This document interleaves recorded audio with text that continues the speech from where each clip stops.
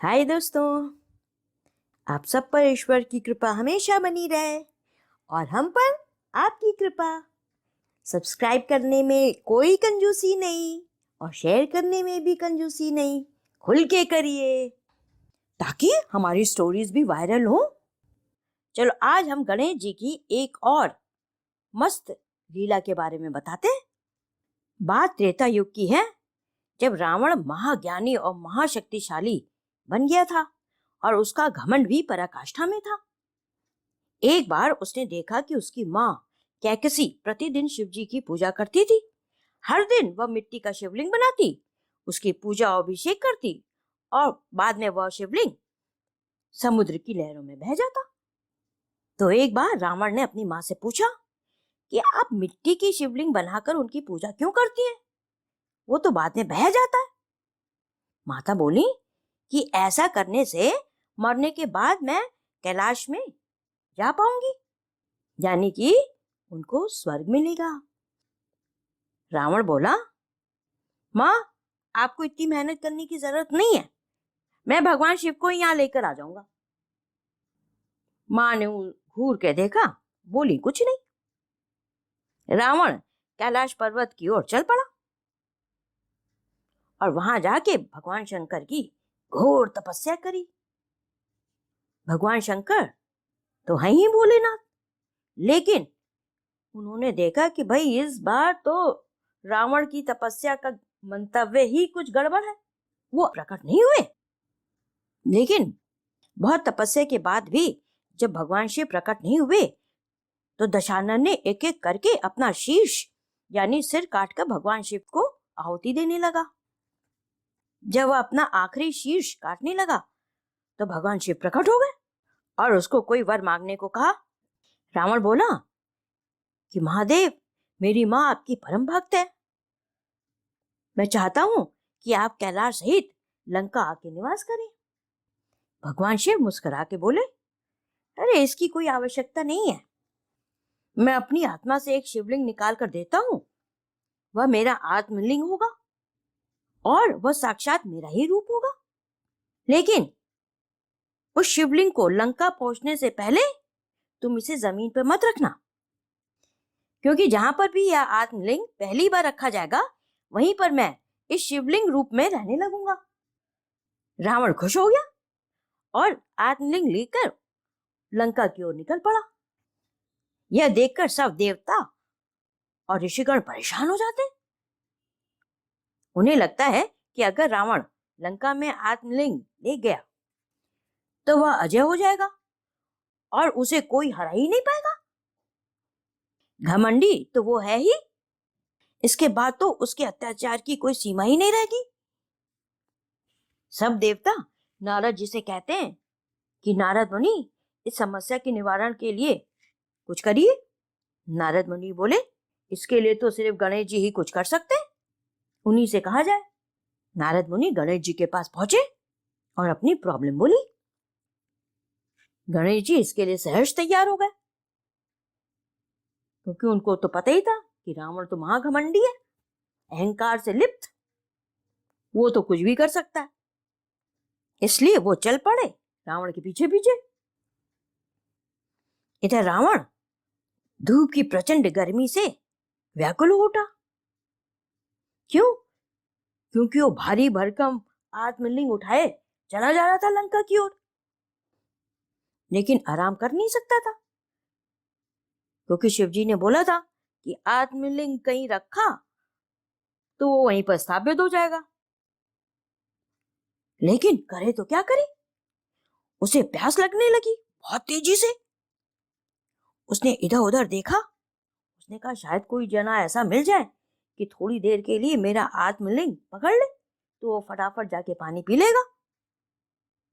और तभी उसे एक छोटा बालक दिखता है जो अपनी भेड़े चरा रहा था। उसे देखते ही रावण रुककर उस बालक से बोलता है, हे बालक, मुझे बहुत प्यास लग रही है, क्या तुम मेरे लिए थोड़ा पानी ला सकते हो? वह बालक और कोई नहीं, गणेश जी ही थे। वो बोले, महोदय, इस प्रचंड गर्मी में तो मैंने अपना पानी पूरा पी लिया है। आप कहें तो मैं अपनी मटकी में झील से पानी ले आऊं? रावण खुश हो गया और बोला, हाँ बेटा ले आओ। वो तो पहले ही भारी भरकम आत्मलिंग को पकड़े पकड़े थक गया था, इसलिए वो सुस्ताने के लिए वहीं पर बैठ गया। इस बीच गणेश जी झील के किनारे पहुंचे और झील की देवी की स्तुति करने लगे। जब झील की देवी प्रकट हुई तो वो बोले, देवी आप इस छोटी मटकी में समा जाइए। उन्होंने बोला ठीक है, और पूरी झील का पानी उस छोटी मटकी में भर गया। फिर पानी से भरी उस मटकी को लेकर रावण के पास गणेश जी पहुंचे और मटकी रावण को दे दी। मटकी पकड़ते हुए रावण बोला, तुम्हारा नाम क्या है बेटा? बालक गणेश बोले, मेरा नाम बैजू है। आप जल्दी से पानी पी लीजिए, मुझे भेड़ों को लेके घर भी जाना है। माँ ने बोला है सूर्यास्त से पहले ही घर पहुंच जाना। रावण ने घटाघट पानी पीना शुरू कर दिया और पूरी मटकी खाली कर दी। लेकिन मटकी में तो पूरे झील का पानी भरा था। पानी तो पूरा पी लिया, लेकिन रावण का पेट खूब फूल गया और उसे बहुत तेज लघु शंका लगने लगी, यानी कि बाथरूम लगने लगी। अब उसने कहा, क्या करे क्या करे क्या करे। फिर वो बालक से बोला, बैजू बेटा तुम प्लीज थोड़ी देर के लिए मेरा ये आत्मलिंग पकड़ लोगे? मैं जल्दी से बाथरूम करके आता हूं, लेकिन प्लीज मेरे आने तक इसे नीचे नहीं रखना। गणेश रूपी बैजू बोला, ठीक है, लेकिन आप जल्दी आ जाइएगा। पता है ना सूर्यास्त से पहले ही हमें घर पहुंचना है, और वैसे भी यह शिवलिंग तो बहुत भारी है, मैं ज्यादा देर तक इसे उठा नहीं पाऊंगा। रावण बोला, अरे मैं जल्दी से आता हूं, तब तक तुम इस शिवलिंग को नीचे नहीं रखना। यह कहकर वो जल्दी जल्दी पेड़ों के पीछे लघु शंका करने चला गया। इधर गणेश जी धीरे धीरे मुस्कुराने लगे।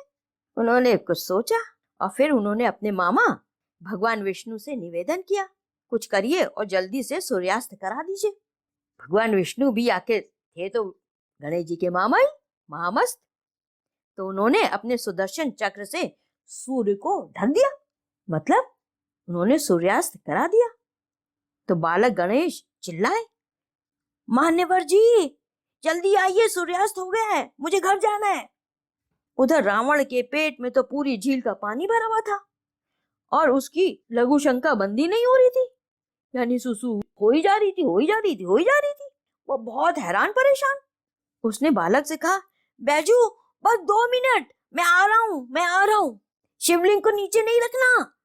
लेकिन तब तक पूरा सूर्यास्त हो जाता है और गणेश जी शिवलिंग को नीचे रखकर बोलते हैं, सूर्यास्त हो गया है, मैं घर जा रहा हूं, मैंने आपका शिवलिंग यहीं पर रख दिया है।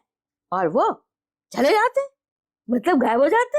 लेकिन यह सुनकर रावण आधे में ही लघु शंका छोड़ करके भागते हुए वापस आता है, तो क्या देखता है, शिवलिंग नीचे रखा हुआ है। वो दौड़कर शिवलिंग को उठाने की कोशिश करने लगता है, लेकिन शिवलिंग तो वहीं स्थापित हो गया था जैसा कि शिवजी ने कहा था। रावण उसे उठा ही नहीं पाता, पूरी शक्ति लगा देता है, लेकिन वो टस से मस ही नहीं होता। गुस्से से वह शिवलिंग के ऊपर एक घूसा मारता है, जिससे शिवलिंग थोड़ा सा जमीन में धंस जाता है और उसमें ऊपर थोड़ा गड्ढा हो जाता है। फिर रावण गुस्से से वहां से चला जाता है, कहता है ये सब इन भगवानों की चाली होगी। तो ये मालूम है वह स्थान जहां यह शिवलिंग स्थापित हुआ था उसे क्या कहते हैं? वह आज बैजनाथ ज्योतिर्लिंग के नाम से प्रसिद्ध है। यह ज्योतिर्लिंग झारखंड राज्य के देवघर जगह में स्थित है और आज भी शिवलिंग के ऊपर एक थोड़ा सा गड्ढा है जिसमें रावण की मुट्ठी के निशान बने। कहानी कैसी लगी? अच्छी जानकारी थी ना? तो बिना कंजूसी के फटाफट अपने सब दोस्तों और रिश्तेदारों के बीच शेयर कर दो, और अगर अभी तक तुमने सब्सक्राइब नहीं किया है तो लाल बटन भी दबा दो। फिर मिलते हैं अगली बार।